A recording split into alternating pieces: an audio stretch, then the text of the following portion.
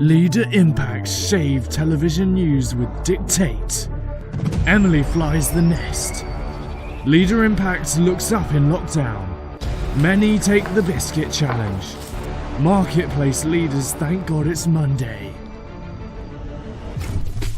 Hello and welcome to STN, speaking to you from a wintry but incredibly beautiful Cape Town in South Africa.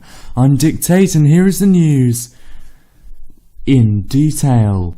Leader Impact started in Cape Town just 4 years ago. Our chief foreign correspondent, Anna Dapter, is live in Cape Town to tell us more. Anna. Thank you, Dick. Yes, Leader Impact is a part of Campus Crusade for Christ called Agape in the UK. They help marketplace leaders become multiplying disciples. One of their strategies has been to hold events called Thank God It's Monday, where leaders of faith or none come together at lunch to explore how they can develop personally, professionally and, of course, spiritually. These have been held in boardrooms and auditoriums at some major corporates. What is encouraging is that men and women are now running these themselves in their different contexts. Time will reveal the full impact of these Thank God It's Mondays. Thank you, Anna. And Jeff Shea was recently appointed as South Africa's National Leader Impact Coordinator. Let's go to Jeff to find out how pleased he is. I'm pleased to have recently been appointed as South Africa's National Leader Impact Coordinator. Well, there we have it. In other news, you may have heard of the Biscuit Trail Evangelism Tool. Well, Caroline Shave of Cape Town has created a 30-day challenge off the back of this, called the Take the Biscuit Challenge. A simple evangelism challenge sent to you via social media platforms and now adapted specifically for lockdown. Here's how some people got on.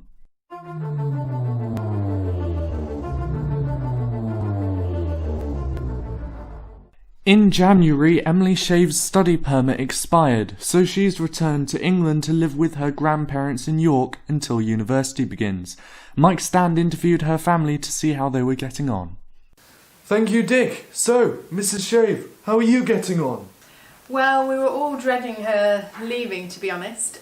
We really do miss her. But we've really seen God's love and faithfulness and provision. He's taught us how to trust Him on a different level. I also get to use her room as a study because it's lighter and warmer in there. Mr. Shave, anything to add? Well, the house is tidier and there's more food in the fridge. Nathan, may I say you're looking particularly handsome today? Thanks. How have you been getting on without your older sister?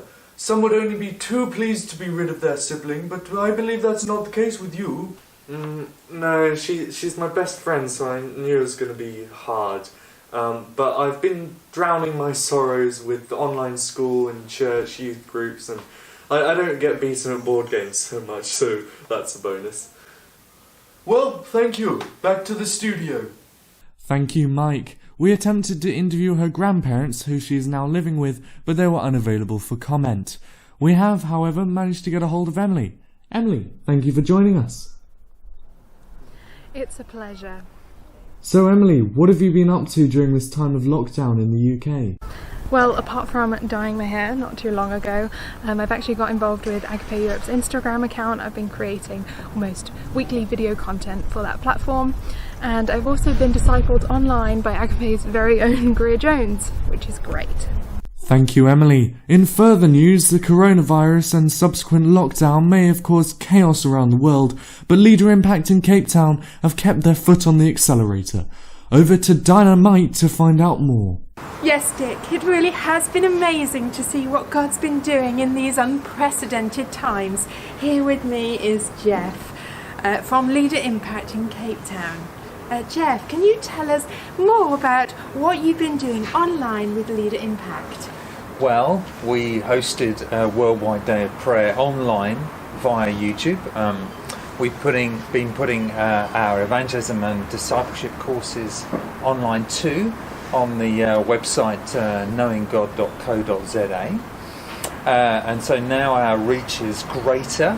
And we've been encouraging those we've been discipling to share their faith stories with friends online.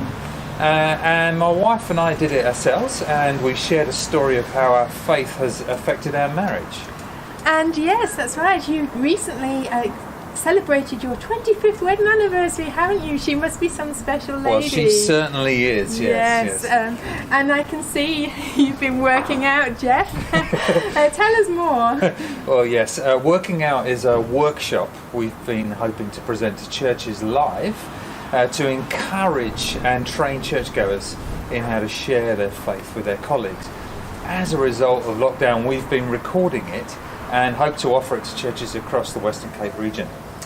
Wow, that really is encouraging. Thank you, Jeff.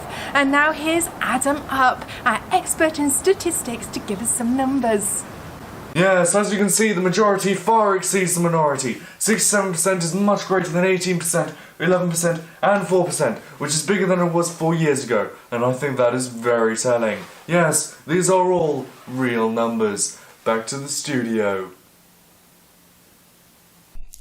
Fascinating, thanks Adam. Now over to Chuck Long for our local sports news.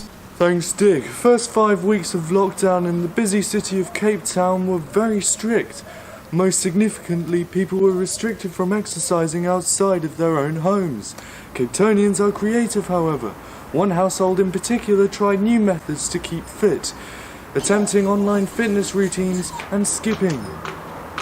When the first level of lockdown lifted, the government gave a 3-hour time slot of 6 to 9 a.m. for exercise. Here's what the first day looked like. And here's one resident of Cape Town returning just in time. Back to Dick in the studio. Thanks Chuck. And finally over to Sonny Daye with the weather. Apparently there's going to be some strong wind in the WC this week. Thank you, Dick. Yes, indeed, the Western Cape has experienced some strong winds of change.